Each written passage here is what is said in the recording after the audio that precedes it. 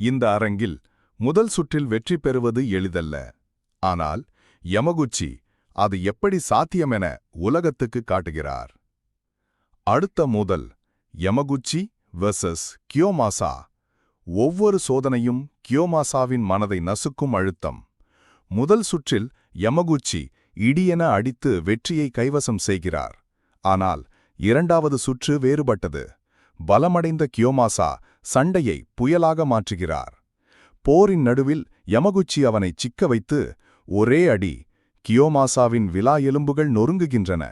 விதிகளை மீறிவிட்டதாக உணர்ந்த கியோமாசா தப்பிக்க 2 மிருகமாய் கர்ஜிக்கும் மெஷ்னிமல்களை வெளிப்படுத்துகிறார். அவற்றின் சக்தி சாதாரணமல்ல. ஒரு குத்தே உயிரை குலைக்கும்.